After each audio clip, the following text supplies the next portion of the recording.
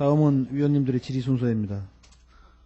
위원님 한 분의 질의 시간은 답변을 포함해서 10분을 하겠습니다. 그러면 먼저 신기남 위원님 질의해 주시기 바랍니다.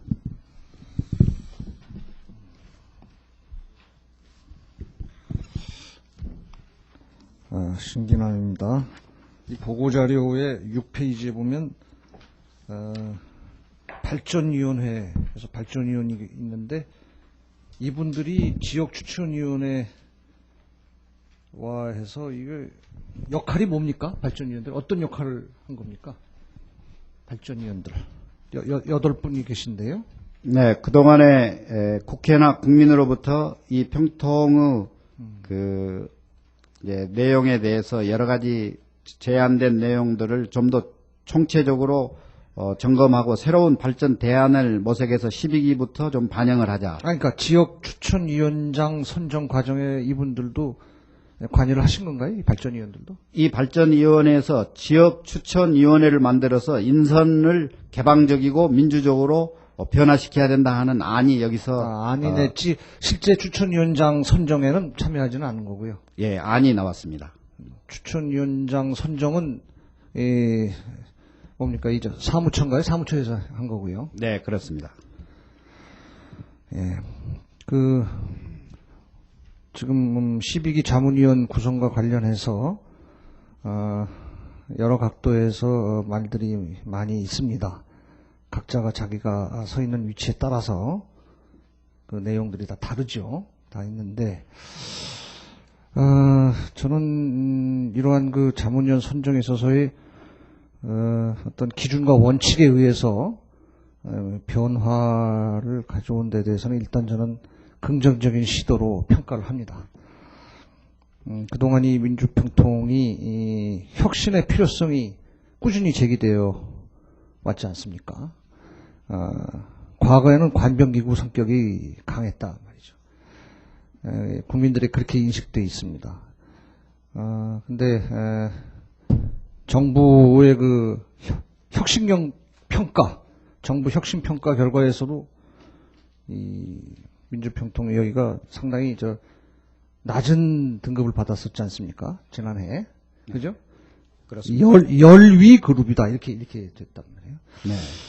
그래서 이 혁신을 해야 한다라는 이 헌법기구, 제 역할을 해야 한다라는 게 가장 큰 과제로 떠올랐었는데, 혁신은 역시 이 활동하시는 자문위원들 구성이 제대로 되어 있어야 혁신이 이제 가능한 거죠. 이번 이 구성 선정 원칙에 대해서는 과거하고는 달리 많은 변화가 있었고 저는 긍정적으로 봅니다. 자문위원 선정 방식을 민주화하고 자문위원의 대표성을 강화하고, 과거에는 이게 이 선정이 그 활동력, 능력 이런 거하고 무관하게 어떤 지역 유지, 정치권 유력자 이렇게 통해서 선정되어 왔단 말이죠. 그래서 하향식, 동원식이었다 이렇게 지적되고 있습니다. 근데 이번에 보면은 그 기준이 민주적 상향식 참여형 이렇게 요약을 할 수 있고, 여성도 참여를 좀 증진시켰고 40대 이하의 참여를 좀 늘리고, 이런 건 다 긍정적인 시도 같습니다. 또 11기 자문위원들에도 이분들도 너무 오래 위원을 한 사람들은 좀 교체를 해야 된다라는 것에 대해서 스스로들 동의를 한 걸로 그렇게 제가 알고 있습니다. 그래서 저는 이런 그 선정 방식의 혁신 방안에 대해서 일부 정치권에서 이게 무슨 정치적 의도를 가진 것이다, 이런 비판은 좀 적절치 않은 것이라고 저는 생각합니다. 이런 일부 정치권의 비판을 알고 계신가요? 네, 어제 예. 그 논평을 제가 그거에 대해서 어떤 접하고 견해를 있습니다. 갖고 계십니까? 그거는 오늘 보고드린 대로 이 평통을 어떤 방향으로 제 모습으로 제 기능으로 갈 것인가에 대한 오랜 기간의 많은 의견들을 종합한 그런 실천 계획에 의해서 오랫동안 공개적이고 아주 정당한 절차를 거쳐서 이렇게 추진이 됐기 때문에 아마 이런 절차에 대해서 혹은 그 내용에 대해서 정확히 파악이 안 된 상태에서 나온 그런 논평이 아닌가 그렇게 생각을 합니다. 뭔가 혁신을 하려면 항상 어려움이 따릅니다. 반발이 따릅니다. 그래서 추주일관하시고 혁신의 원칙이 흔들림없이 추진되도록 그렇게 각오를 다져주시길 바라고요. 그런데 이런 그 기준과 원칙을 분명히 세우는 건 중요하죠. 소신을 갖고 해야 합니다. 그러나 단지 또 동시에 이 독단에 빠져서는 안 되겠어요. 독단에 빠지지 않기 위해서 그 지역 여론을 10분 포용해야 합니다. 지역 여론을. 네. 이분들이 다 지역에서 지도급 인사로 활동하는 분들이니까 지역 여론을 포용해야 되는데 이번에 그 지역 추천위원장 선정 과정 같은 걸 보면은 일부 지역에서 그 여론을 충분히 수렴하지 못했다는 그런 지적도 있는데 알고 계십니까? 네, 몇몇 지역에서 이견을 제시한 것을 듣고 있습니다. 예. 지역 여론을 좀 알려달라고 그래서 알려드렸더니 그게 전혀 이제 고려가 안 돼가지고 상당히 그 지역에서 많은 실망들을 하고 있는 예가 몇몇이 아니라 상당히 많다고 제가 듣고 있어요. 그래서 이러한 그 비판, 불만, 지역 여론을 제대로 수렴하지 못하고 너무 그 사무처에서 주관만 갖고 진행한다.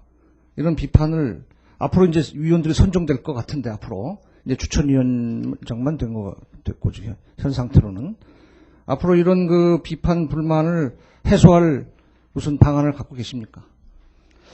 네, 적극적으로 지금 말씀하신 부분은 이제 전국적인 범위에서 보면은 여러 분야의 그 인사들이 고르게 참여해야 된다는 그런 점이 많이 그 고충이었습니다.